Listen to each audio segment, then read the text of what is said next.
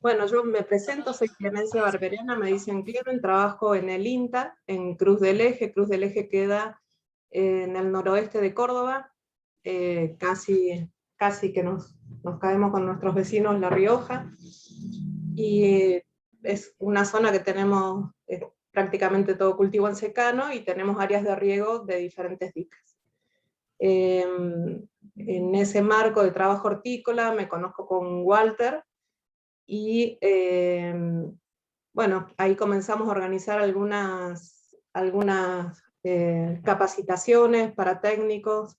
Walter siempre ha sido muy generoso en sus conocimientos, y a la necesidad y tantas demandas que habíamos tenido de cultivos en hidroponía, más allá del cultivo en NFT, digamos, Walter tiene mucha experiencia en lo que es cultivos en hidroponía en hortalizas de fruto. Él es egresado de la Universidad Nacional del Comahue, del Sur, vive en Neuquén, es productor hace 20 años, Walter, no, 25 años más o menos, y asesora, principalmente es productor hortícola, principalmente en cultivos en hidroponía en sustrato, y es asesor privado en distintas provincias de Argentina, así que bueno, tiene mucho conocimiento, es muy generoso, y eso también es muy bueno en este espacio de intercambio, ¿no? Porque esa es la idea. Este es el segundo curso que damos, porque hay varias personas que quedaron afuera. En el anterior fueron 4 módulos también, y bueno, se vieron principios básicos, y después en base a la demanda de todos modos vamos acomodando también los contenidos, ¿no? Y en base a las experiencias y conocimientos de cada uno, así que ustedes todo lo que tengan para sugerir, no duden en hacerlo, y bueno, damos inicio a esta primera capacitación, y después seguimos el jueves que viene.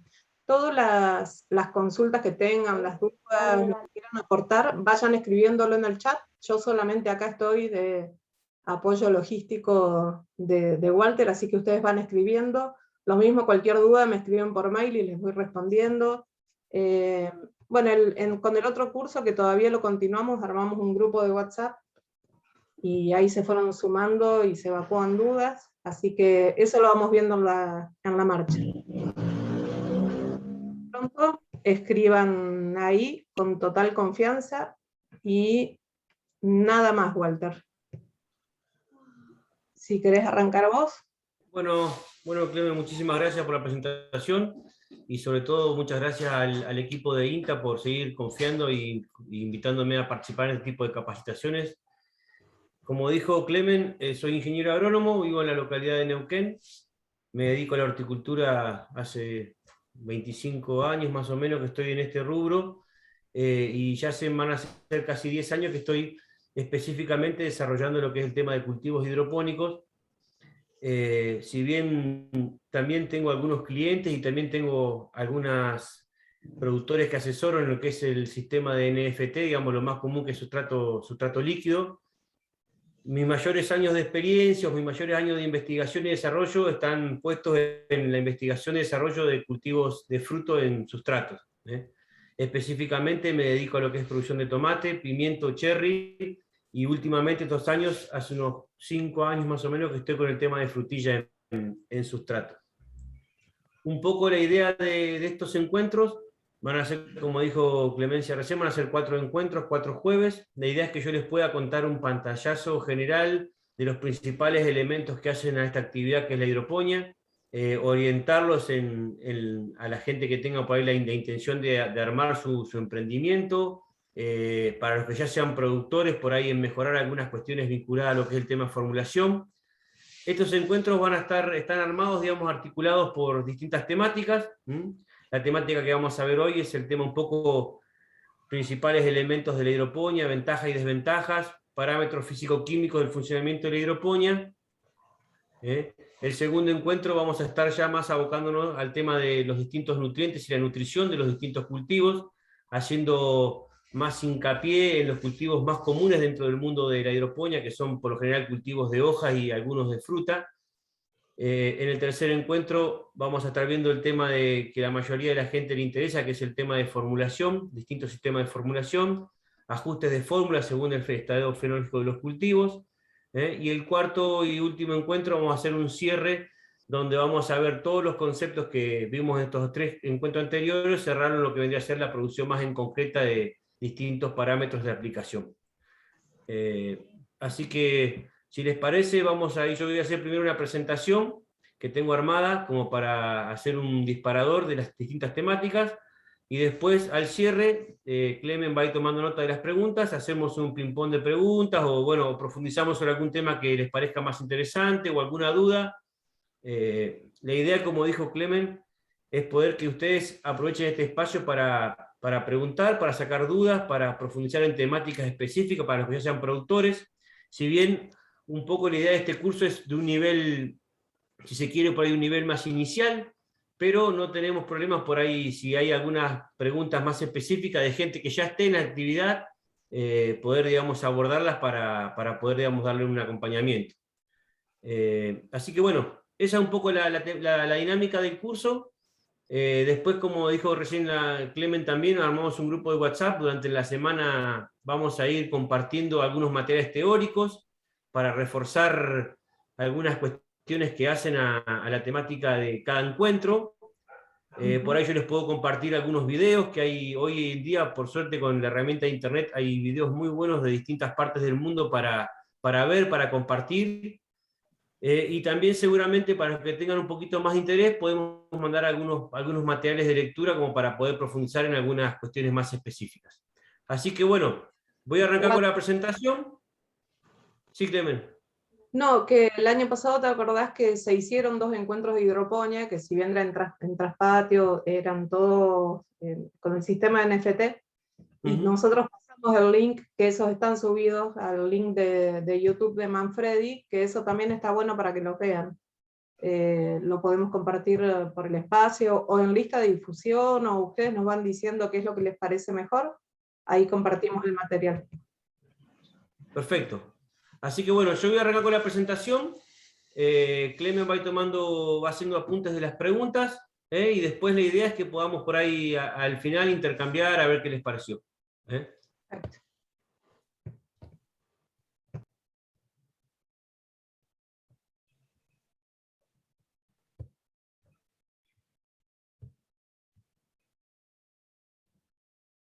¿Se está viendo ahí? Sí. Sí, perfecto. Bueno.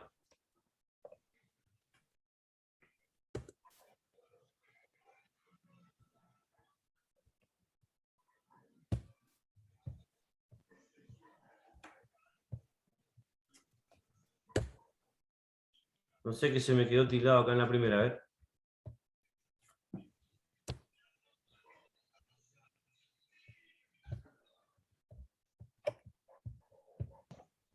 Es factible que no te ande el PowerPoint en modo presentación, que lo tengas que pasar directamente uno por uno. Sí, sí, eso quise hacer, pero ahí fue cuando se tildó. Déjalo ahí nomás, achica eso y dale con como está nomás. Agranda un poco la pantalla, ahí está bien, digamos. Se ve bastante bien. ¿Ahí se ve? Sí, se ve. Bueno, y si apretás, Walter, en lugar de pantalla completa el librito, a ver. A veces me ha funcionado y lo vas pasando, porque las otras veces sí te ha funcionado, por eso. Ahí está. ¿Ahora sí? Sí, perfecto. Bueno, ahí va. Perfecto. Bueno, como les decía, un poco el objetivo de este encuentro va a ser retomar algunos conceptos generales de la hidroponía, conocer distintas técnicas que hacen al cultivo existente de la hidroponía, sus distintos beneficios, y conocer elementos del funcionamiento físico y químico que hacen que eso es lo que yo siempre les digo, es el alma de esta actividad.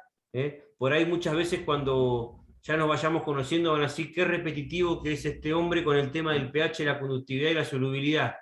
Y yo siempre les digo, cualquier persona que se quiera introducir en el mundo de la hidroponía tiene que manejar el concepto de pH, conductividad y solubilidad al dedillo, porque eso realmente es lo que termina de definir la posibilidad o no de hacer cultivos de buena calidad. No, se me tiró de vuelta, che, no hay caso. Bacana. Bueno, hacelo como decía Chute, así, sacarlo de pantalla completa, así igual se ve. ¿Ahí? Sí, sí, está todo Bueno, bien. Después vemos. no, cuando quiero pasarlo se queda tildado. ¿Ahí se ve, más o menos? Sí. Sí, Bueno, arranco contándome, bueno, el origen de la palabra, el significado es de hidroponía, viene de un origen griego, que es, bueno, agua y trabajo, hidros y ponios, o ponos, que son los trabajos con el agua. Hay distintas referencias desde el punto de vista histórico de los cultivos hidropónicos. Hay bastantes, ahora últimamente han aparecido distintas publicaciones con algunos antecedentes que son bastante nuevos con respecto a los orígenes de la hidroponía. Hay datos y hay algunos reconocimientos ahora históricos que son bastante nuevos, que hablan de 12.000 años, que ya hay algunos registros en China. Bueno, tenemos también acá en América, en distintos lugares, antecedentes históricos del uso de la hidroponía, las famosas chinapas, distintos registros en los jardines colgantes de Babilonia. Y esto que les decía que ahora han aparecido algunos lugares nuevos con datos que hablan de inicios de la hidroponía de 5.000 o 10.000 años de registros históricos de cultivos en zonas que eran bastante poco reconocidas por la humanidad, por el mundo, en regiones de China, donde se realizaban cultivos en distintos tipos de piedras volcánicas como base de cultivos de desarrollo. La hidroponía es una técnica de cultivo principalmente que se caracteriza por definirla como un cultivo sin suelo. Durante estos últimos años estos conceptos se han ido modificando bastante. Si ustedes buscan en la bibliografía, por ahí van a encontrar algunos conceptos que son más viejos, como el cultivo hidropónico y cultivos semi-hidropónicos. Y hoy en día se habla con una mirada más general, más integral, a todo aquello que son cultivos sin suelos. Y dentro de ese mundo de los cultivos sin suelos, es parte de la hidroponía, y de dentro de cultivos, digamos, que no utilizan suelo, tenemos también los casos más específicos como son los cultivos de aeroponía. ¿En qué se diferencia esto de los cultivos anteriores? Se diferencia de las definiciones anteriores, perdón. Se diferencia principalmente porque anteriormente solamente se definía como hidropónico aquel cultivo que se daba como un sustrato líquido, en este caso agua con una solución nutritiva. Y los cultivos que tienen algún tipo de aporte de sustratos, de piedras, se lo ponían en un concepto como de semi-hidropónico. Hoy se usa el concepto de cultivo sin suelo, donde en realidad se define qué tipo de cultivo es en base a dónde es la parte que hace el aporte nutricional para el desarrollo de ese cultivo. Y como en la hidroponía, tanto con sustrato líquido como en el sistema más común, que es el NFT, porque cuando por ahí la mayoría de la gente me consulta de hidroponía, cuando uno piensa en hidroponía, piensa en el sistema de NFT, que es el sistema con los tubitos de PVC o de sección rectangular, y piensan como que eso es solamente hidroponía. Y hay otras formas, otras técnicas, digamos, agronómicas de cultivos hidropónicos que son también utilizando distintos tipos de sustratos. Y entonces están todos enmarcados en lo que se define como cultivos sin suelo. Esto es lo que yo les comentaba recién, por ahí el sistema que tiene más divulgación, que es más conocido, que es el sistema NFT, que en sus siglas en inglés significa nueva lámina circulante. New Film está en inglés y significa como que es una lámina de agua que circula. Este sistema es un sistema con mayor, digamos, difusión en el mundo, es muy apropiado para lo que sea el cultivo de cultivos de hoja. Y principalmente cómo funciona es un sistema de canaleta, de caño de PVC, cañería de sección rectangular, donde recircula en forma continua o espaciada en el tiempo, porque también hay momentos que la solución no circula para mejorar la oxigenación de la raíz, circula una solución nutritiva que es la que realmente nutre al cultivo. A diferencia de un cultivo con suelo, que donde hay un aporte muy fuerte de nutrientes, es por parte del aporte que hay de intercambio entre el suelo y el vegetal, ¿no? En estos casos de cultivos hidropónicos, el 100% del aporte se realiza a través de la solución nutritiva. Otro de los sistemas que también tiene bastante desarrollo, que es el sistema de floating o de raíz flotante, que básicamente consiste en una pileta, con una pileta que tiene por lo general entre 15 y 20 centímetros de profundidad, donde, como ustedes verán en la foto, hay placas, por lo general son de telgopor, que permiten que el cultivo flote y el sistema radicular esté en contacto permanente con la solución, y de esa forma se nutre y se desarrolla. También es un cultivo muy adecuado para, una técnica, disculpe, muy adecuada para lo que es el cultivo de hoja, lechugas, espinacas, distintas rúculas. Es un cultivo que está muy buenos resultados para este tipo de cultivos de hoja. Con diferencia con respecto al NFT, este cultivo es un cultivo que, si bien por ahí para pequeñas superficies, para pequeñas escalas, es bastante más simple de manejar, pero también es una técnica que requiere en escalas comerciales mucho volumen de agua comparado con un sistema de NFT. Ustedes piensen que uno de los principales elementos por lo cual la hidroponía se está imponiendo en el mundo es por hacer más eficiente el uso del recurso de agua, que, como ustedes sabrán, en Argentina por ahí depende de la región que ustedes vivan, pero el agua no es una limitante tan grande, el agua dulce, pero en el mundo es un bien tan preciado que cualquier actividad productiva, cuanto menos utilice este recurso, cuanto más eficiente lo haga en su uso, tiene más posibilidad de desarrollarse, ¿no? Entonces, estos sistemas, el sistema de raíz flotante, por ahí para escalas de volumen comercial o grandes superficies, por ahí requieren algunos volúmenes de agua importantes comparados con el sistema de NFT. Aunque los dos sistemas son excelentes para el cultivo de hoja. Bueno, sistema de sustrato, como yo les comenté, básicamente consiste en una solución nutritiva que circula o que pasa a través de un sustrato, y de esa forma la raíz absorbe esa solución y se nutre. El sustrato no aporta nutrientes, el sustrato no le aporta nada. En este caso, la foto que ustedes ven de la izquierda es un cultivo de pimiento sobre roca volcánica, que la roca volcánica es un inerte. A la derecha hay una manga de cultivo sobre fibra de coco y turba con frutilla, donde en este tipo de sustratos orgánicos, por ahí el aporte nutricional sí existe, es real que existe en un periodo acotado, porque ustedes imagínense que la raíz, estando en un volumen tan chico de suelo, en poquito tiempo extrae todo el aporte que le pueda dar, en este caso la turba o la fibra de coco, y después de ese momento el 100% del aporte de nutrientes queda en manos de lo que realicemos en la formulación de la solución nutritiva. Entonces el sustrato lo único que le está aportando en este caso a los cultivos es soporte y en algunos casos oxígeno por su tipo de estructura. Acá les traje alguna pequeña reseña de por ahí los sustratos más comunes o más desarrollados en el mundo de la hidroponía. Muchos de estos son usados por varios de la gente que yo atiendo acá en distintas provincias del país. Fibra de coco, cascarilla de arroz, harina lavada de río, perlita, lana de roca, turba. Estos sustratos, lo que yo les dije recién, son solamente para el cultivo un soporte físico. Le dan retención de humedad y le permiten oxigenación a las raíces. Y ahí se los marqué en rojo porque es una pregunta que en los distintos lugares que doy clases o seminarios, mucha gente me preguntan: ¿cuál es el sustrato que me aporta mayor cantidad de nutrientes y cuál es, ingeniero, el mejor sustrato? Yo siempre les digo y trato de dejar la idea que acá en esto no hay ni mejores ni peores. Hay distintos elementos y distintos sustratos o mezclas de sustratos para distintas situaciones o para distintas regiones del país. O para distintos cultivos. En esto no hay la mejor receta. ¿Cuál es el mejor sustrato? Y depende. Si yo consigo muy barata la fibra de coco, seguramente que el mejor va a ser la fibra de coco. Si yo consigo muy barata la arena volcánica, tendré que aprender a usar arena volcánica.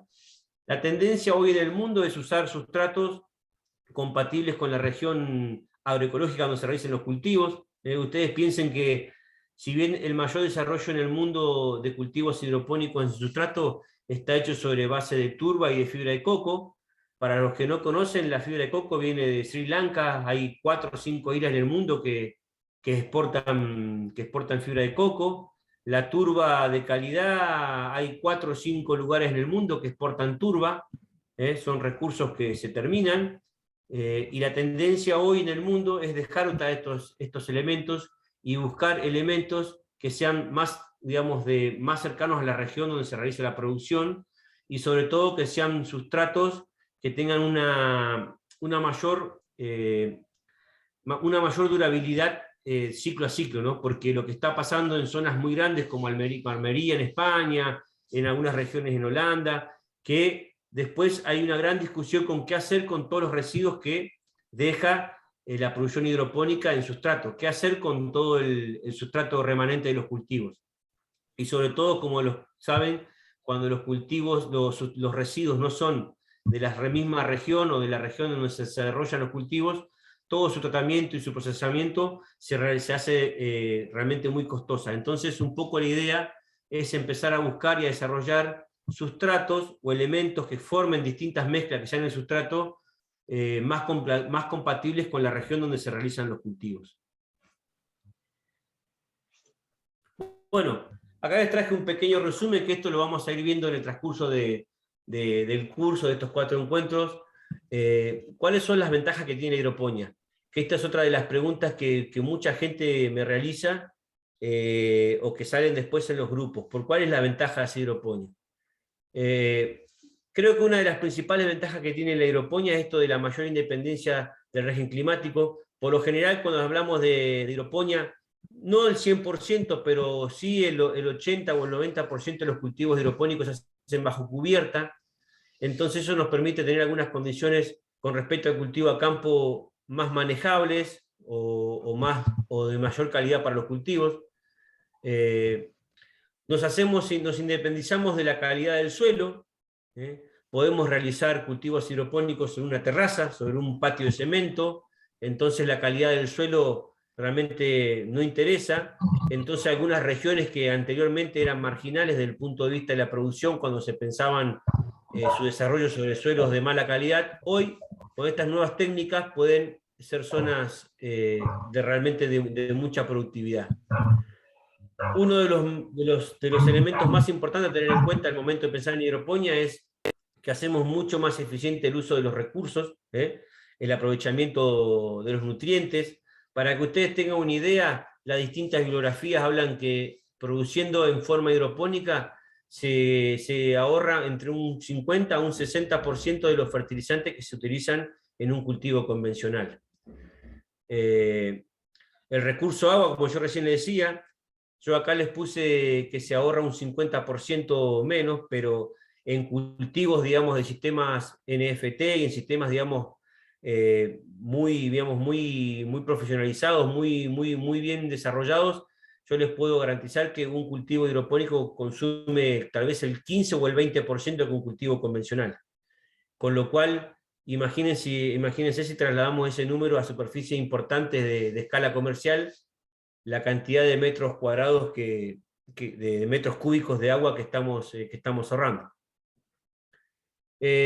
Los cultivos hidropónicos tienen menos problemas sanitarios, al no tener presencia del suelo, al ser cultivos que están mejor nutridos que los cultivos, por lo general, cultivos convencionales tienen muchos problemas, evitamos muchos problemas sanitarios,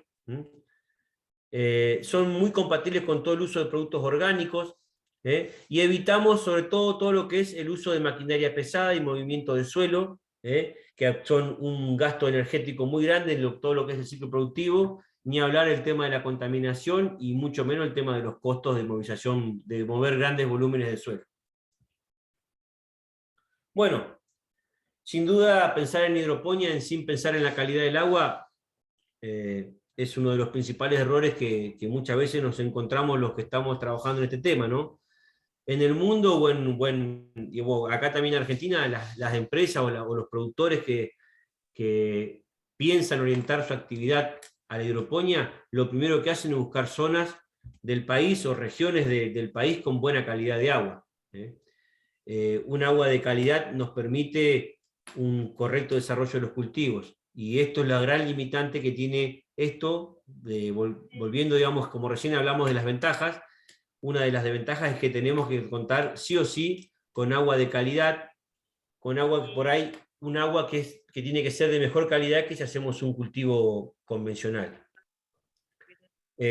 Como ahí dice acá en la presentación, en nuestro país existen distintas regiones, tenemos mucha variabilidad de las calidades del agua.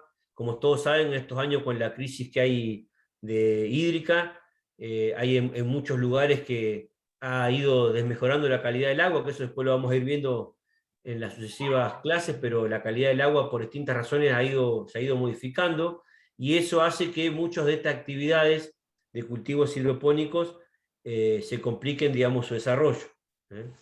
Sin duda, para poder definir la viabilidad de un proyecto hidropónico, hay que conocer en la región o en el lugar la calidad del agua y digamos, la suficiente dotación de agua para poder avanzar en un proyecto.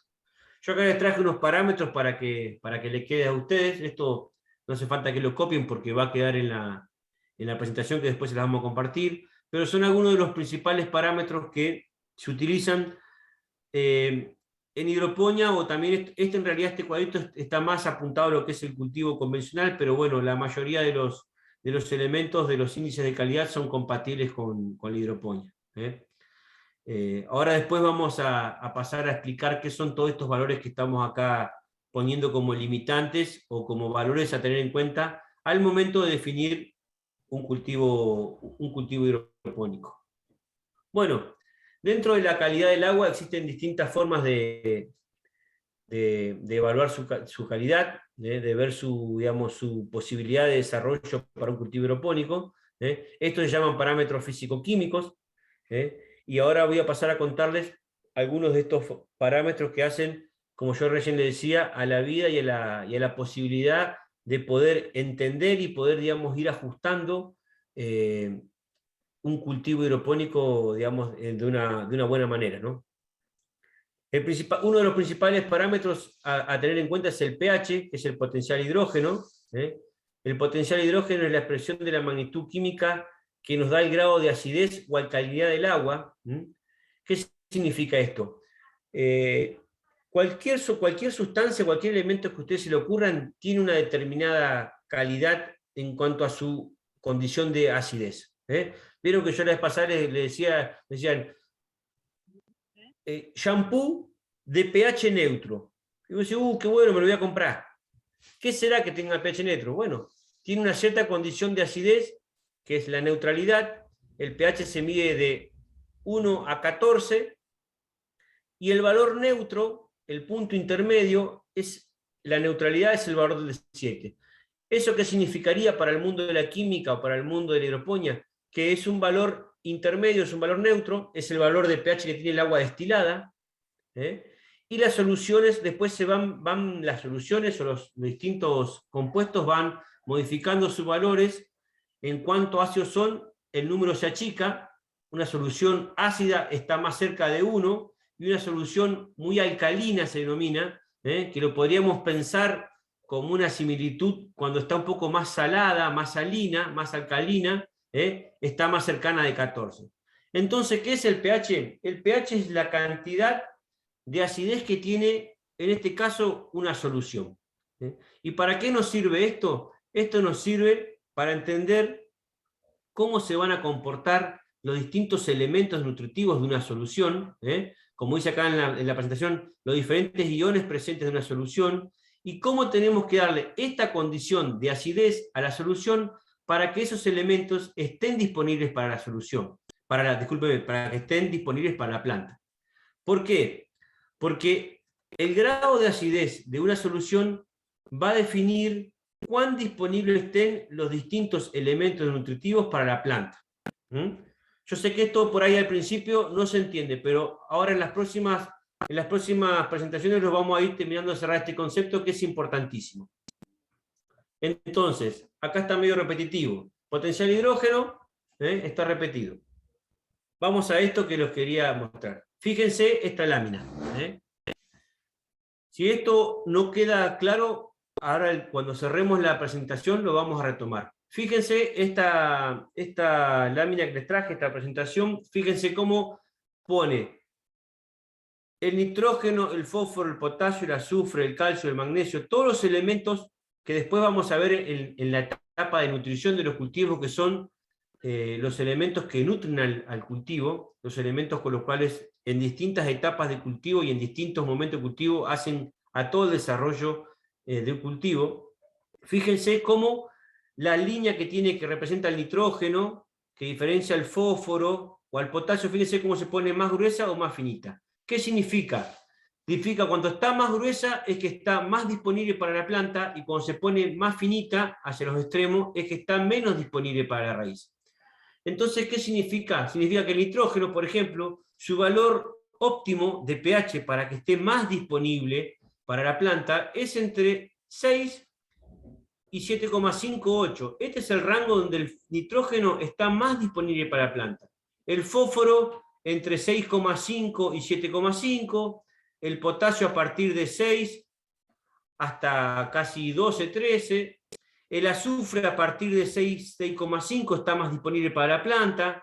Fíjese el calcio a partir de 6 ya está disponible, el magnesio está disponible a partir de 6,5, de 7, el hierro, fíjense que al final el hierro es un ion metálico, fíjense que al revés de los otros se pone más disponible cuando la solución está más ácida. Recuerden, cuanto el número es más chico, la solución es más ácida, y cuando el número es más grande, la solución es menos ácida.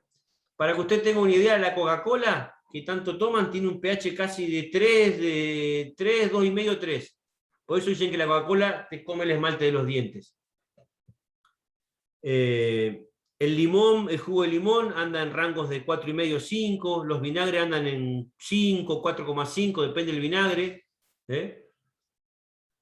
Fíjense, el hierro, el manganeso, el boro, el cobre y zinc, que son todos los iones más metálicos, están más disponibles, estamos más fácil, de más fácil absorción por la planta, en valores más bien tirando a ácidos.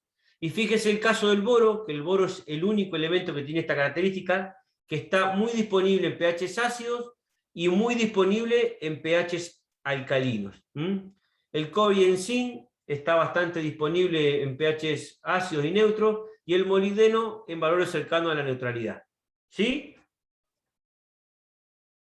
Bueno, ¿esto qué nos significa? Esto que yo le dije, el potencial de hidrógeno. Vuelvo al concepto, que es la acidez, una forma de medir la acidez de cualquier sustancia, nos permite que los nutrientes estén más disponibles. Entonces, fíjense que lo que nos puede pasar, que es muy común, estas son fotos de gente algunas que me han mandado productores, otras son sacadas de unos talleres que dimos en la universidad, pero fíjense que muchas veces las deficiencias de algunos elementos pueden estar dadas por no dar a la solución un correcto pH. ¿Qué quiere decir? Que yo puedo comprar la fórmula ya preparada, o puedo realizar mi formulación en forma personal, muy correcta, midiendo gramo a gramo los elementos que requiere la planta. Ahora, si en esa solución no tiene un pH adecuado, la planta no va a poder absorber ese nutriente. Entonces podemos tener deficiencia, o sea que el cultivo esté falto de un nutriente porque no le estamos dando la condición justa de pH. ¿Sí? Fíjense este ejemplo, dice deficiencia de molibdeno. Esto podría explicarse por no haber agregado molibdeno a la solución nutritiva con un pH por debajo de 5,5. Procurar trabajar con pH de 6 a 6,5. Esto, fíjese que en el cuadro que veíamos ayer, fíjese el cuadro del molibdeno, fíjese en un pH de 5,5, de 5, 5,5, casi no está disponible el molibdeno. Y fíjense, con la misma concentración de nutrientes, a un pH de 6,5, fíjense cómo rápidamente este elemento pasa a estar disponible. ¿Sí? Y así nos pasa con muchos de los elementos.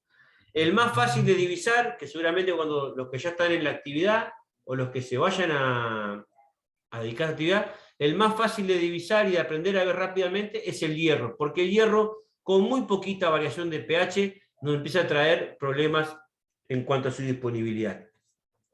Fíjense, acá está lo que yo estoy diciendo. El hierro es el principal, digamos, alcahuete de cuando estamos teniendo un problema de pH en los cultivos. Y sobre todo la frutilla, que la frutilla es un cultivo que se desarrolla en pHs ácidos. Para que usted tenga una idea, la frutilla el pH de una solución de frutilla tiene que estar siempre cercano a 5,5, y esto seguramente, esto lo saqué de acá de un productor de la zona. Fíjense cómo está esta hojita, este es una deficiencia clara en hierro, que esto después lo vamos a ver en el módulo de nutrición, pero ustedes fíjense cómo esta misma frutilla, cuando yo le modifiqué el pH de la solución, en 2 o 3 días, fíjense cómo cambió la hoja a este verde, a un verde normal. Y no es que la solución de esta persona estaba deficiente en hierro, sino es que estaba con un pH por encima de 8, 7,8 o 8. Entonces, en esas concentraciones, volvemos al cuadro, fíjense el hierro, cómo deja de estar disponible para el cultivo en valores cercanos a 8, 8,5. Y fíjense cómo cambia su disponibilidad en valores de 5,5, que es el valor óptimo para un cultivo de frutilla.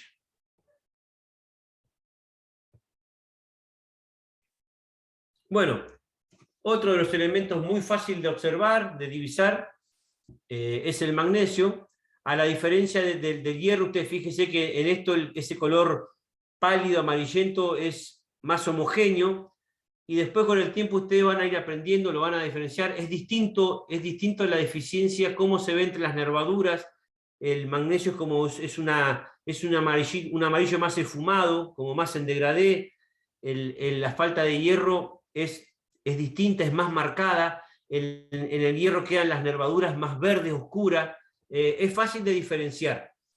Por ahí al principio no, pero después con un par de cultivo encima, rápidamente es muy fácil diferenciar entre deficiencias de hierro y de magnesio.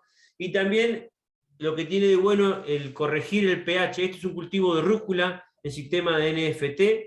Este es un productor de Córdoba que tenía este problema. Y ustedes fíjense cómo solamente con ajustar el pH de la solución, la rúcula en hidroponía, ustedes saben que es rapidísima. Esta es una foto que debe tener de diferencia 4 o 5 días, tal vez seguramente no es la misma planta, pero a diferencia del hierro, la corrección con magnesio por ajuste de pH es mucho más rápido. En 2 o 3 días uno ya la planta cambia. En cambio el hierro, al ser un cultivo que después lo vamos a ver en nutrición, es un elemento que es menos móvil, cuesta un poquito más de días hasta que se desaparece esa deficiencia. Bueno, otro de los elementos que ya no son del agua, pero que sí son del elementos físico-químicos para entender todo lo que hace al complejo sistema de hidroponía, es la capacidad de intercambio catiónico, que se denomina como SIC y lo van a poder encontrar en la bibliografía. La SIC se refiere a la capacidad que tiene un sustrato, en este caso vamos a hablar de sustrato porque nosotros no cultivamos con suelo, pero también está referida al suelo. Es la capacidad que tiene un sustrato para retener o liberar iones positivos. ¿Qué significa esto? Los elementos nutricionales, que después lo vamos a ver en la próxima clase, por lo general no, siempre tienen cargas eléctricas. Son cationes si son positivos o aniones si son negativos. Estas cargas eléctricas, créanme, que tienen algún nivel de interacción entre las cargas que tiene el suelo o que tiene el sustrato. Por lo general, las arcillas o los suelos o algunas arcillas que utilizan como sustrato, por lo general siempre están cargadas en forma negativa, entonces tienen una relación de interacción entre positivo y negativo, y permite que los distintos nutrientes se vayan movilizando, quedando más o menos disponibles para la utilización de la planta.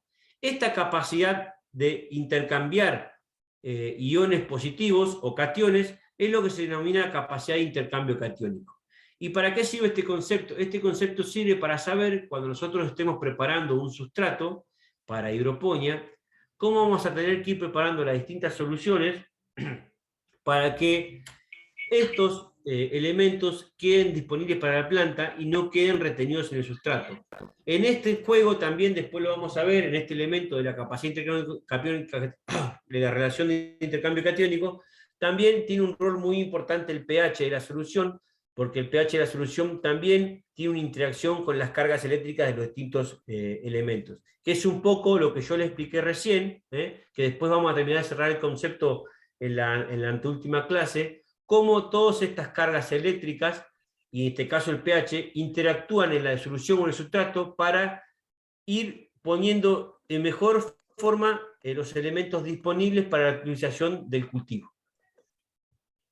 Yo sé que esto al principio es pesado y medio aburrido, pero créanme que es importante que los que quieran interesarse en el mundo de la hidroponía tienen que poder entender e interpretar qué está pasando con la solución.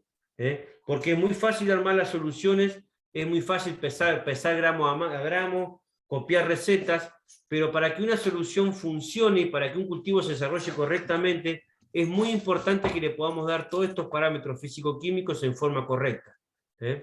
Bueno, otro de los parámetros que lo vamos a retomar durante toda la clase es la conductividad eléctrica. La conductividad eléctrica se utiliza para determinar la salinidad que tiene una solución, ¿sí? O también puede ser para definir la salinidad que tiene un suelo. ¿Y por qué se llama conductividad eléctrica? Porque las sales tienen la posibilidad de ser conductoras de la electricidad. Entonces, si nosotros podemos hacer pasar entre una cierta cantidad de agua una corriente, va a haber mayor posibilidad de conducir corriente si tiene mayor cantidad de sales. Cuando el agua es agua destilada, no tienes ninguna sal, entonces no tiene posibilidad de conducir la electricidad. La electricidad no se conduce en agua destilada, en agua pura. Por eso, el valor de conductividad eléctrica del agua destilada es 0. Entonces, volviendo al tema de conductividad, cuanto más cantidad de sales, más posibilidad de conducir electricidad. Entonces, de esta forma, se buscó una forma de medir y hacer una relación de vincular la conductividad eléctrica con la cantidad de sales de una solución. ¿Sí? O sea, a mayor sal, mayor conductividad. Por lo general, esta conductividad se referencia a unas ciertas temperaturas, y esta conductividad se mide en decisiemens por metro, milimol por centímetro, depende de los distintos organismos y distintas regiones del mundo que utilizan distintos elementos. Acá en la zona, en el país, lo más común es que usemos milisiemens por metro, que son las normalizaciones europeas, pero bueno, cuando ustedes compren los distintos elementos conductímetros para medir, pueden venir tanto en decisiemens como en milisiemens por metro, y bueno, son unidades que por suerte son de muy fácil conversión de una a otra para poder tener una rápida lectura de la cantidad de sal de una solución. Recién me preguntaban ¿cómo hago yo si tengo una solución que me quedó con mucha conductividad eléctrica? Hace un ratito, antes de entrar a charla, me mandó un mensaje un productor, me parece que es de Buenos Aires, que hizo el curso, la primera vez que dimos el curso, y ya está en producción. Me dice, me quedó, ingeniero, hice la solución, me quedó con mucha conductividad eléctrica. Entonces yo le digo, ¿te quedó muy salada? Sí, me quedó muy salada. Bueno, ¿qué haces si a vos te queda la sopa muy salada? Tenés que hacer lo mismo, le tenés que agregar mayor cantidad de agua. La única forma que tenemos cuando tenemos una solución que quedó con una conductividad eléctrica muy alta es diluirla, o sea, agregarle más agua para de esa forma poder bajar la conductividad. Entonces, rápido, tenemos pH, vimos hasta ahora el pH, que es la acidez de una solución, vimos la capacidad de intercambio catiónico, que es la capacidad que tiene un sustrato de intercambiar cargas eléctricas, en este caso cationes, con el medio, y ahora vimos la conductividad eléctrica. ¿Sí? La conductividad eléctrica es muy importante, los que nos dedicamos a la producción hidropónica en sustrato, es una cosa que tenemos que hacer varias veces por semana, porque todo el tiempo estamos midiendo la conductividad eléctrica del sustrato para que no se nos salinice y de esa forma nos traiga problemas al desarrollo del cultivo. Es muy fácil, por lo general se utilizan varios métodos de hacer una lectura rápida. Lo más común es usar un vasito graduado, como está acá la foto, es sacar una muestra, a esa muestra por lo general se lo diluye en 3 partes de agua destilada. Es muy importante que cuando ustedes quieran hacer esto, usen agua destilada. Fíjense los que cuando van a comprar, porque los que van a la estación de servicio le dicen, dame un bidón de agua destilada, y es agua filtrada o sonificada, y no es agua destilada. Yo he comprado agua destilada en la estación de servicio que tiene de pH 8,5. El agua tiene que ser agua destilada, Y de esa forma, cuando ustedes la miden con el conductímetro, el agua tiene que medir exactamente 0. Se deja reposar la muestra de sustrato con agua destilada y después de una media hora, 15-20 minutos, se van realizando mediciones con un conductímetro, que un conductímetro, lo que yo les decía, es un elemento que tiene un electrodo que hace pasar una corriente entre dos puntos y en función de la conductividad relaciona la cantidad de sales.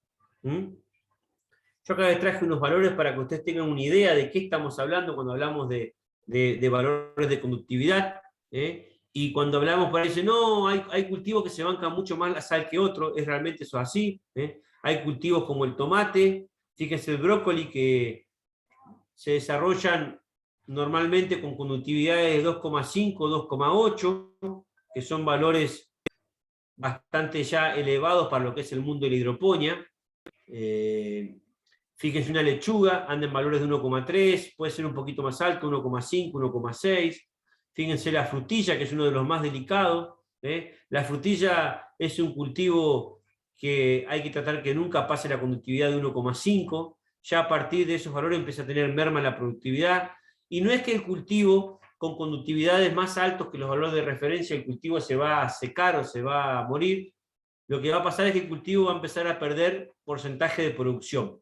Obviamente, si llegamos a valores muy altos, si yo llevo una frutilla que tiene un requerimiento de conductividad entre 1 y 1,5, lo llevo a valores por encima de 3, y sí, va a ser un cultivo que productivamente va a desarrollarse muy poco, seguramente va a dar muy poquitos kilos de frutilla, de muy mala calidad, y seguramente en un periodo de un año, una temporada y media, es una planta que se va a terminar muriendo. Y como yo recién les decía, es importante conocer que todos los cultivos tienen distintas condiciones de desarrollo, tanto de pH y de conductividad, en los que se desarrollan de mejor manera. Yo acá les traje una foto de una lechuga. Esto es de un productor de acá de la zona, que tiene problemas de salinidad. Fíjense que raramente es como está la hoja, el borde de la hoja quemado. Eso es un claro daño por alta conductividad, por salinidad. Eso es un momento que se le ha ido la mano con la concentración de la solución y rápidamente aparece ese quemado del borde marginal. Esto es lo mismo. Esta es una lechuga Isabela de Zacata, también de un sistema NFT. Esta es de un muchacho acá de Plotier.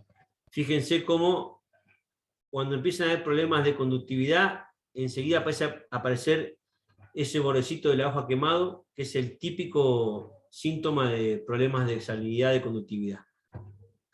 Y el último concepto que les voy a tratar de transmitir hoy, para que no sea tan aburrido y tan pesado, es el concepto de la solubilidad. La solubilidad es la capacidad de una sustancia de disolverse en otra que se llama disolvente. En este caso, nosotros cuando hablamos de disolvente vamos a hacer siempre usar el agua como disolvente. También la solubilidad hace referencia a la masa de soluto que se puede disolver en una determinada masa de disolvente. O sea, cuánta cantidad de sal, en este caso para soluciones, yo puedo disolver en una determinada masa de agua. Estas condiciones de solubilidad se modifican con ciertas condiciones, como es la temperatura, incluso cuando la presión, en el caso de que el soluto pueda ser un gas. Este caso es muy común, porque ustedes piensen que nosotros siempre vamos a tener que tener presente en el mundo de la hidroponía la cantidad de oxígeno que tiene el agua, porque las plantas, si no tienen una buena dotación de oxígeno en la solución, tienen problemas de asfixia radicular.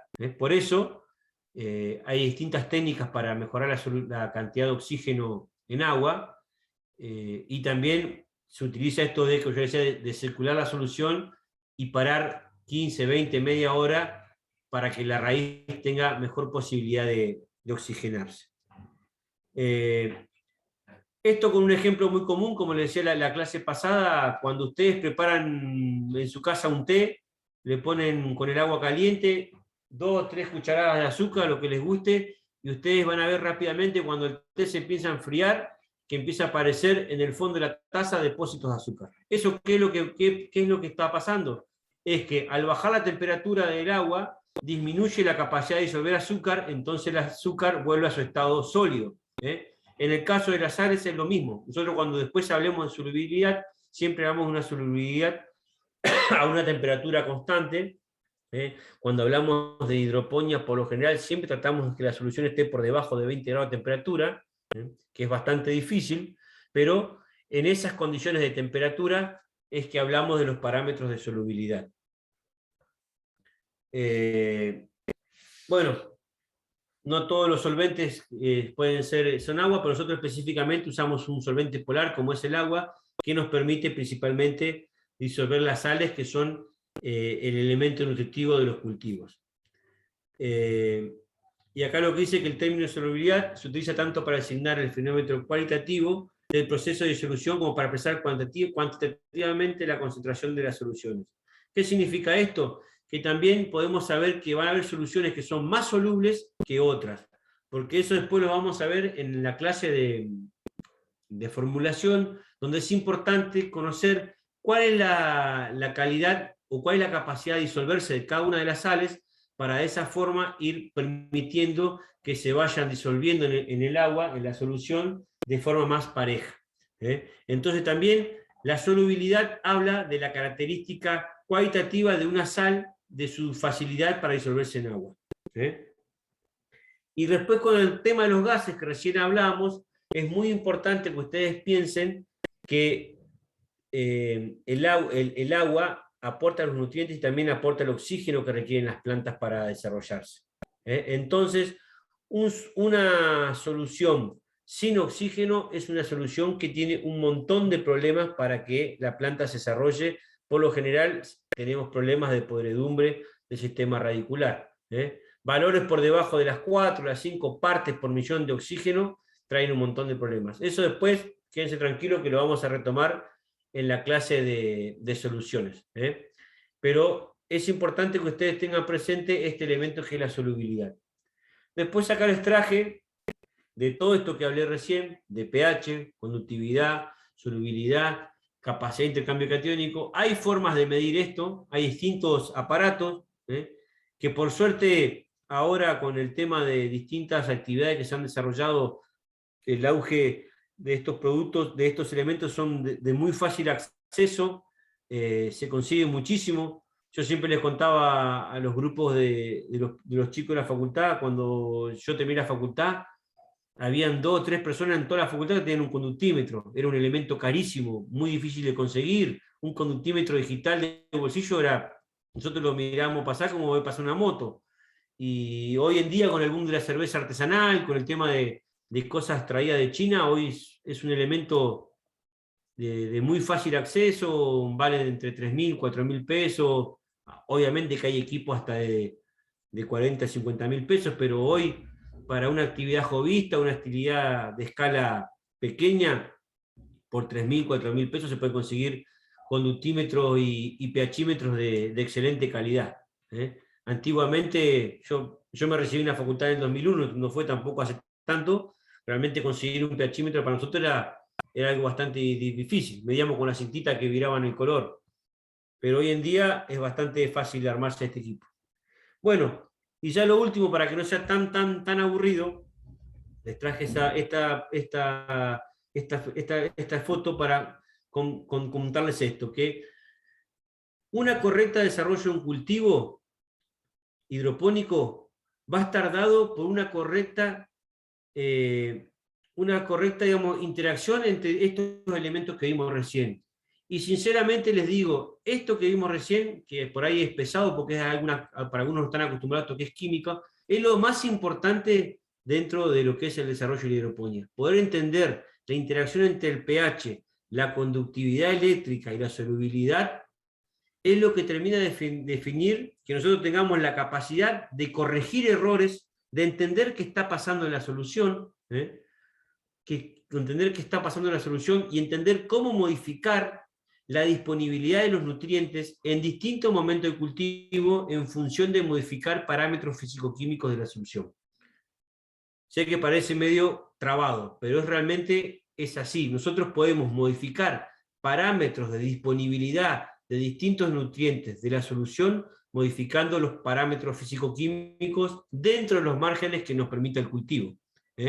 Entonces, una correcta nutrición del cultivo hidropónico que estaba hecho en 100% del aporte que le damos desde la solución, se va a realizar siempre y cuando primero y principal, conozcamos los parámetros que requiere un cultivo, porque ustedes vieron la foto anterior, no tiene el mismo requerimiento el tomate, que la lechuga, que la frutilla, que el melón, son totalmente distintos. Entonces, primero hay que conocer si esos requerimientos, qué requerimientos tiene la planta de pH de conductividad.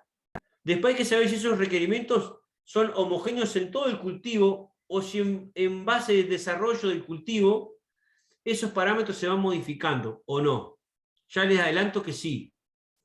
Hay cultivos como la lechuga que solamente por ahí apuntamos a un desarrollo de la etapa vegetativa de producir hoja, entonces las condiciones de requerimiento son similares durante toda su vida del ciclo productivo. Pero otros cultivos como la frutilla, como los cultivos más de frutos, sus requerimientos, los requerimientos son los elementos que tenemos que darle para que se sientan más cómodos para su desarrollo, para crecer, donde se siente más cómodo. Esos requerimientos se van modificando en función que van cambiando los estados de crecimiento de la planta. Es decir, que pasa desde la siembra hasta floración, de floración a llenado de fruto y en plena cosecha. Esos valores y esos parámetros se van modificando, entonces tenemos que tener la capacidad de poder saberlo y de poder modificarlos en la solución para poner disponibles distintos elementos. Hasta acá llegamos con la presentación, espero que no haya sido muy aburrido. Yo sé que esta primera clase a veces es pesada, pero no hay forma de escaparle a conocer los elementos físico-químicos de una solución, porque nos permiten entender qué está pasando en el caso del sistema NFT, qué está pasando adentro del cañito, o qué está pasando dentro del universo del sustrato, donde se desarrolla la rizósfera o la raíz. Así que bueno, yo hasta ahí con la presentación, traté de cumplir la hora y 5, y si te parece, Clemen, pasamos a las preguntas o como te parezca. Por ahí para que... Bueno, hay varios que me han escrito, como yo mandé los 4 links juntos, han ingresado con el último y bueno, no permití ingresar. Pero de todos modos, como va a quedar grabada, ahí les dije que no había problema. Por ahí para aclarar un poco por algunas consultas, como dijo Walter, es bien complejo el tema del pH, de la conductividad, y y los nutrientes, digamos, y no parece ser tan básico, pero uno si el kit básico para comenzar y para hacer, en el mismo Mercado Libre lo encuentra, o sea, los materiales no difieren mucho, lo que tenemos acceso, el sistema de armado, pero donde después hay problemas en la producción es justamente en todo esto que mencionó Walter, y el pH, que es algo muy simple para corregir. Nosotros, por ejemplo, acá en el agua de riego, que tenemos un pH de 8,5, y es básico y no es un elemento que muchos manejemos, digamos, o muchos manejan.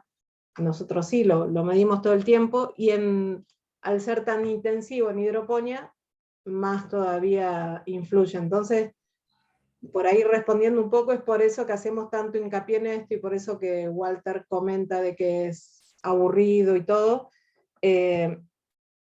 En el próximo mail, cuando yo mande esta presentación, también voy a mandar los links de las otras 2 jornadas que se hicieron, que fueron simples y por ahí más para un sistema traspatio, como para que lo tengan, digamos, y también material para que puedan leer, para ampliar un poco.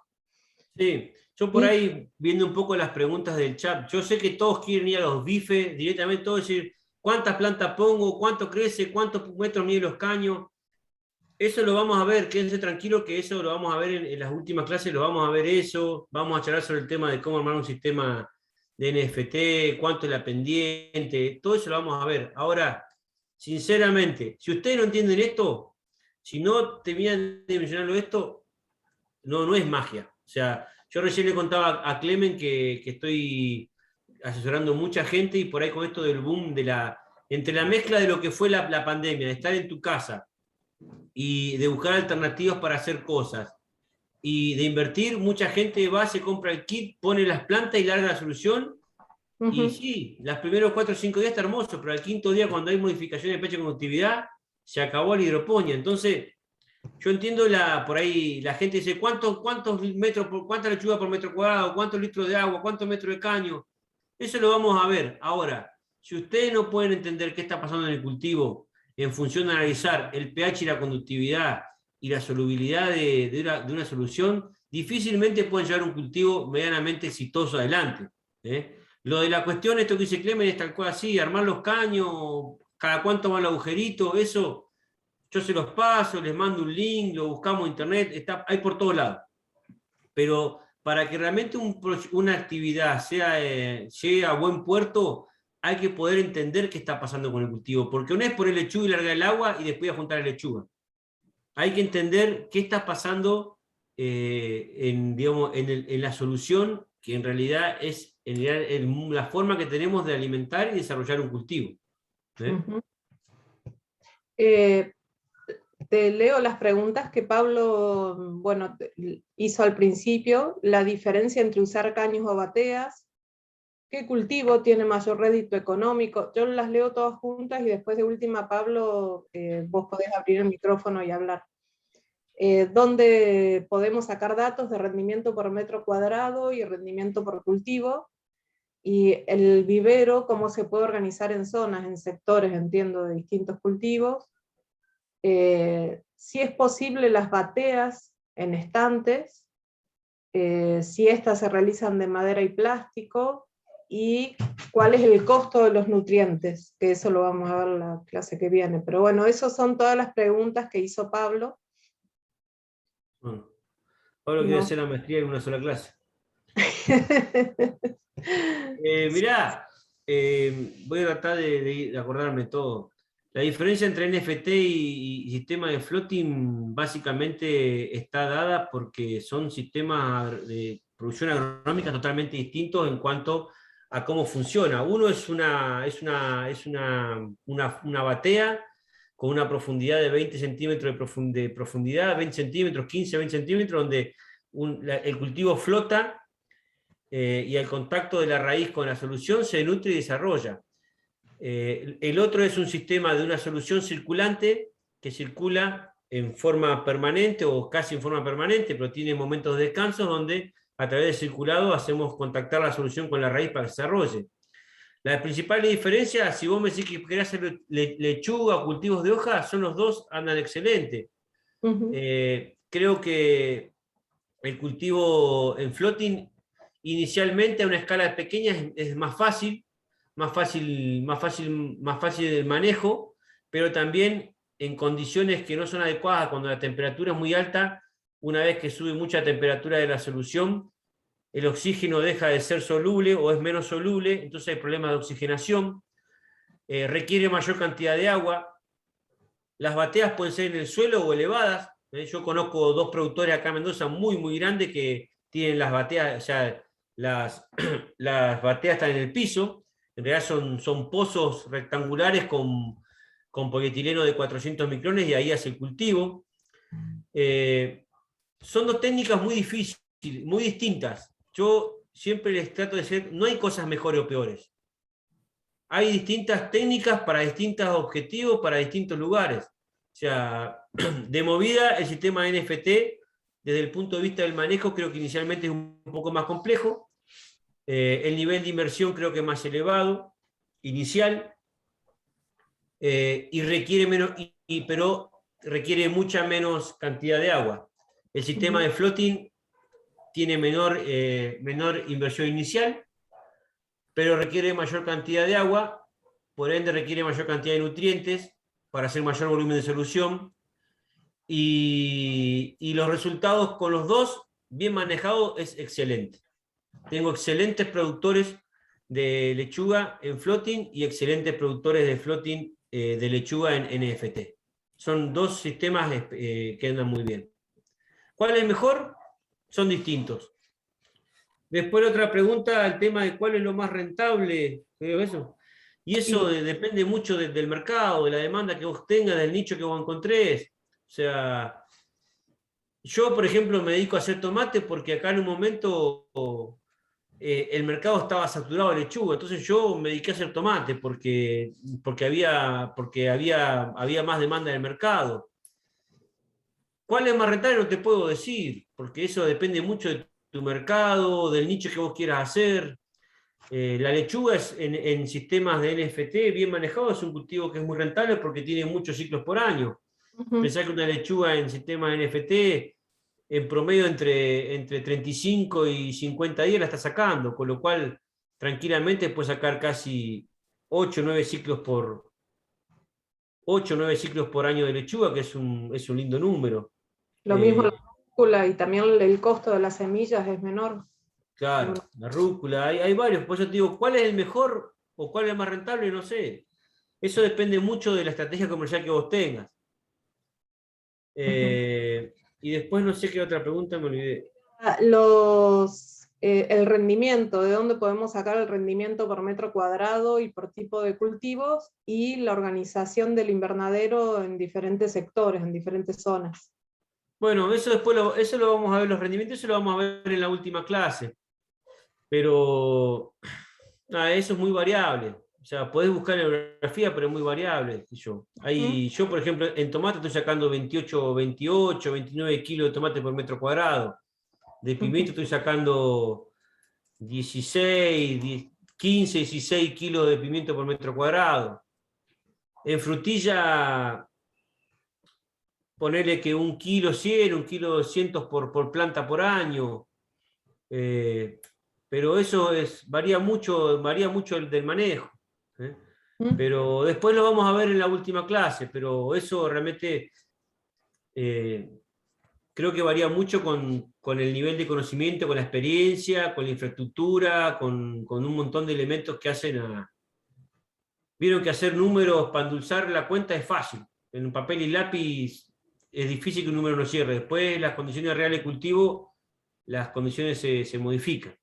Está bien, pero es orientativo, Walter, porque no es lo mismo decir 20 kilos, o sea, está bueno los datos y los datos que podamos ir consiguiendo, porque son orientativos, siempre aclarando eso, obviamente. Y también de lo que vos decís, la infraestructura. Si tenés calefacción, ya estás, como en tu caso, por ejemplo, ahora que ha helado, en el sur bastante. Y Sí, acá hace 3 días que está helando. Sí, claro. Pero está bueno.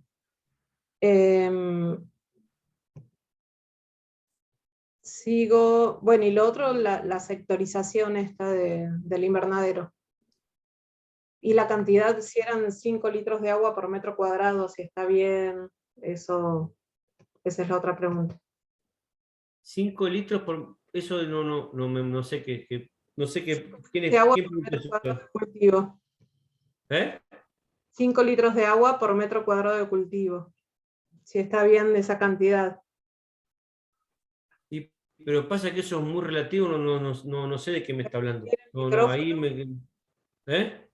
No, a Pablo le digo si quiere abrir el micrófono y consultar, si total no somos muchos y tampoco son tanto las preguntas, digamos.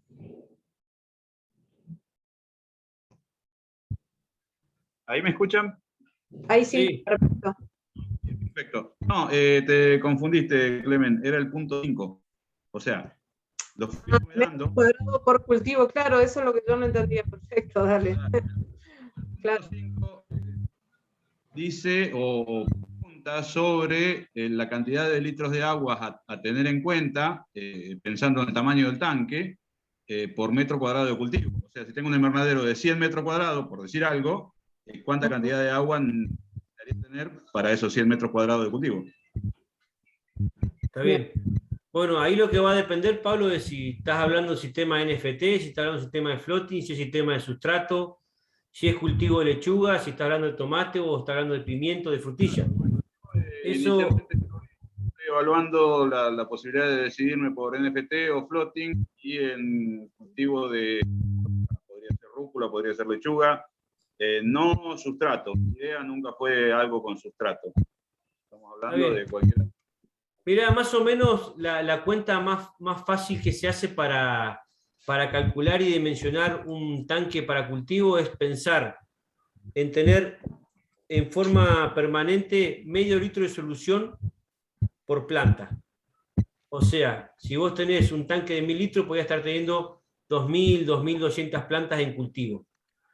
Esa es la cuenta que se hace más fácil para, digamos, se pone el valor de por ahí de mayor requerimiento, que anda entre los 400 a 500 centímetros cúbicos por planta por día, como para poner a la mitad para en momentos de máximo cultivo, no quedarse sin solución. Pero más o menos la cuenta que hacen para... Perdón, La medio litro que vos decís es en todo el proceso, o sea, en todo el proceso de crecimiento hasta la cosecha de la planta. Exacto. O sea, si vos tenés un tanque de 1000 litros, podrías tener 2000, 2200 plantas alimentadas con ese tanque. Ok, perfecto. ¿Mm? Hay gente que usa 400 centímetros cúbicos. Eso también va a depender mucho, Pablo, de la región en la que vos estés. Si vos me decís que vos estás, no sé, en una zona con mucha temperatura, te tenés que ir más cerca de los 500. Si estás en una zona un poco más fría, por ahí con 350, 400 te va a alcanzar para dimensionar la solución. Yo estoy en Picón Leucú. ¿Dónde? Picón Leucú, ahí cerquita de Neuquén, 130 kilómetros. Sí, conozco, yo soy de Huecú, soy de acá en Neuquén. Sí, sí. Creo que somos medio vecinos. Bueno, ahí con el frío que hace, con 300 te alcanza, tranquilo. Ahí preocupate que no te lleve el invernadero al viento nomás. Sí, está complicado.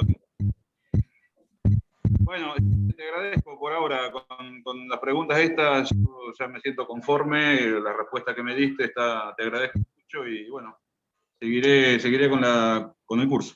Dale, gracias. ¿Otro, Clemen? Sí. Espera que se me fue, que tenía acá en el Word, yo lo voy copiando ahí. Bueno, Rafael consulta qué tratamiento se le hace al agua para poder ser utilizado en hidroponía, y Gonzalo pregunta cómo modificamos el pH del agua. Bueno, el tratamiento, si se requiere tratamiento químico, por lo general la gente que usa agua de pozo, lo que hay que hacer análisis del agua para tener presente que no tenga contaminación con bacterias, con Escherichia coli, con materia fecal. Siempre que vayamos a desarrollar un cultivo hidropónico, hay que mandar a analizar el agua y saber que sea un agua apta para el uso de cultivo. Eso, cuando ustedes van a hacer análisis, le van a decir sencillamente, en función de la carga que tenga bacteriológica, si es un agua que está apta para desarrollar cultivos. Sobre todo, lo que es muy común en la gente que usa agua de napa freática es que esa agua esté contaminada por ahí con algún pozo de algún baño o algún contacto con agua freática, pero lo que hay que hacer es que mandar a analizar el agua y saber que ese agua es un agua que es viable para el uso de cultivo. Después está mucha gente utiliza agua potable. Que el agua potable, ustedes saben, por lo general tiene cloro. Muchas veces hay problemas con la cantidad de cloro. La forma de clorar en muchos lugares no es la más correcta. Pero bueno, ustedes piensen que el cloro es un elemento que rápidamente se evapora. Un agua que está en contacto con el ambiente, con el sol, en 24, 48 horas el cloro se evapora y ya no tendría más problema.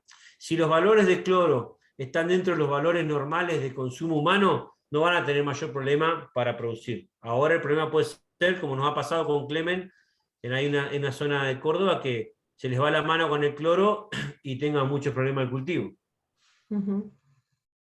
Pero en ese caso, suponiendo que no hay problema ni de Escherichia coli ni de cloro, sí hay que estar muy pendiente del pH y la conductividad. O sea, el pHímetro y el conductivímetro, por más que sea a baja escala, hay que tenerlo de entrada, y no es algo costoso tampoco en este momento.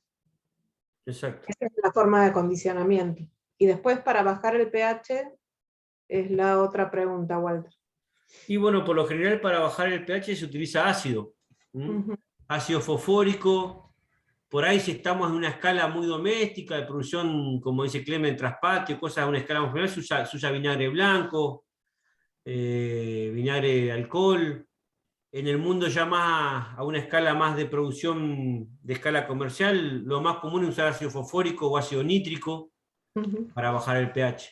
Yo, por ejemplo, uso, por una cuestión de costo, Antes usaba ácido nítrico, ahora estoy usando ácido fosfórico porque el nítrico se fue por las nubes. Lo más común es usar ácido fosfórico, que aparte tiene como ventaja que también nos aporta fósforo, que es otro de los elementos importantes al momento de desarrollar un cultivo. Además, si uno quiere comprar, porque bueno, no es tanta la cantidad que se usa, depende del volumen de agua, pero si querés comprar el ácido fosfórico es más común que lo vendan fraccionado también, ¿no? Sí, En- sí, lo venden fraccionado. Hay gente que ya lo vende, para hidroponía lo vende diluido 1 en 5, Ujú, porque es más fácil de utilizar, por ahí para la gente que no tiene experiencia, porque a veces el ácido puro puede generar alguna quemadura. Hay que tener mucho cuidado con taparse la vista cuando lo manipulamos, porque si te salpicaste, contacto con la vista te puede traer algún problema. Pero por lo general es más fácil de conseguir que los demás. O sea, el ácido sulfúrico no lo recomiendo. no. En algunos momentos usé ácido cítrico, lo que pasa es que después trae mucho problema, genera algunos residuos en los tanques. Lo más común es usar ácido fosfórico. Sí, con eso se baja el pH. Otra pregunta es: ¿qué opinión tienen sobre el sistema NFT mixto, dependiente cero? El mixto es también con sustrato, como haces vos, pero creo que agregado al suelo. ¿Es así, Walter? Mirá, al mixto por lo general lo que sé que lo denominan, lo llaman esto que se iba a usar caños con sustrato con pendiente. Y después al pendiente cero es un sistema NFT sin pendiente. Ujú. Yo realmente conozco gente que usa sistema NFT sin pendiente o lo van a contar en la bibliografía como NFT modificado. Yo realmente no me gusta porque no te permite nunca descargar la cañería, el perfil queda siempre con agua, entonces de esa forma es muy fácil tener problemas sanitarios. El sistema con pendiente me permite a mí el pasaje más rápido de la solución, permite que la solución se caliente menos. Lo que calienta por lo general la solución en el circulado es el contacto con el PVC, con el caño, y al quedar siempre un pedacito de agua acumulada, a veces puede traer problemas del desarrollo radicular y problemas sanitarios. Igualmente, conozco un ingeniero que es de Córdoba que usa el sistema NFT modificado así pendiente, Gerardo, que realmente lo maneja de maravilla, es lo que él tiene es un lujo ahí en Córdoba, y él usa sin pendiente, pero bueno, él se dedica a eso, hace años que está con eso. A mí, si me das a elegir, prefiero un sistema NFT convencional y con mucha pendiente, como usan en este momento los brasileros, con pendiente por arriba del 5%, entre el 5 y el 7%. Obviamente que al principio es más difícil de manejar, pero después desde el punto de vista de la productividad y la sanidad, son cultivos mucho más eficientes, son sistemas mucho más eficientes. Bien. Otra consulta era, bueno, ¿cómo bajo o subo el pH de la solución? Bueno, eso es lo que dijimos recién. Para bajar el pH, por lo general se usa ácido fosfórico, y para subir, depende de la escala que usen. Es muy común usar agua con cal para subir el pH, bicarbonato de potasio, es lo más común de usar. Pero es muy raro que tengas un agua ácida, salvo que esté, bueno, depende de dónde estés, pero... Sí, es algo que tengas por ahí un agua con muchos problemas de azufre, pero por lo general el problema es bajar el pH. Para subir se utiliza, ya te digo, bicarbonato de potasio o agua, se llama agua de cal, que es una disolución de agua y cal para subir el pH. Bien. Nora consulta que quieren hacer hidroponía con menta, si es factible. Producir menta en hidroponía, ¿será? Sí, sí, es muy común. De hecho, yo gran parte de los clientes que tengo acá en Neuquén, en Córdoba, en Buenos Aires, le dedican mucha superficie a la menta con el tema ahora en el verano, con el tema del auge de la demanda para los tragos en los boliches, se vende muchísimo. Yo de los clientes que tengo que atiendo en este momento, creo que no hay uno que no tenga menta en el sistema NFT, porque la menta tiene muchísima demanda. Y cada vez hay más demanda de aromática en hidroponía. Tengo clientes que atiendo que tienen menta, que están haciendo melisa, un montón de aromáticas, porque bueno, también hay gente que ahora está haciendo flores porque hay una demanda para el consumo de flores para consumo que antes no existía, y hay restaurantes que están exigiendo flores para consumo y realmente en el sistema de NFT se dan muy bien. Pero sí, en romero estamos haciendo con varios productores, romeros en hidroponía. Anda muy bien y la meta tiene muchísima demanda comercial ahí. Buenísimo. Rafael consulta sobre el armado y el cuidado del almácigo para reposición de plantas, y eso también lo vamos a ver. Sí, sí, la producción de plantines es un módulo, no recuerdo Clemen si es el tercero, pero sí, lo vamos a ver. Sí. Lo vamos a ver. Lo mismo semillas, ¿dónde se puede comprar de buena calidad? Pregunta Alejandro, si tiene que ser alguna en particular. No, las semillas que se utilizan son las mismas que para una actividad convencional. Obviamente que en esto, como en todo, hay algunas especies y algunas variedades que se adaptan mejor que otras al cultivo hidropónico.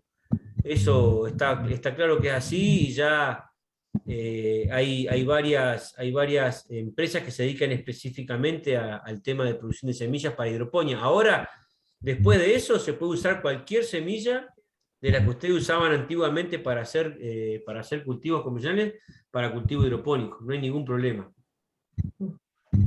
De todos modos, Alejandro, después nosotros podemos pasar algunos proveedores para cada una de las zonas, eso sí se puede. Sí. Como dice Walter, todas sirven, digamos. También pregunta Alejandro, en el sistema floating, ¿cuánto sería la profundidad recomendada? ¿10, 15 o 20 centímetros? Mirá, por lo general, yo todos los clientes que tengo y todas las que hemos estado armando andan entre los 15 y los 20 centímetros de profundidad. Esos son los valores que mayormente se utilizan. Obviamente que eso va a depender mucho de la estructura que vayas a hacer. Si vas a hacer una estructura elevada, por ahí pensá que cada metro cúbico de agua pesa 1000 kilos. Entonces, cada centímetro que vos le agregues de agua, te van a hacer un montón de kilos más. Entonces va a tener que hacer estructuras mucho más fuertes. Claro. Por lo general, yo la gente que tengo, que atiendo o que hace sistemas de floating, usan entre 15 y 20 centímetros de profundidad. Perdón, ¿me escucha? ¿Puedo hacer 2 preguntitas o 3 más y nada, y no los molesto más? ¿Puede ser? No, por favor. Sí, porque ya terminamos con todas las del chat.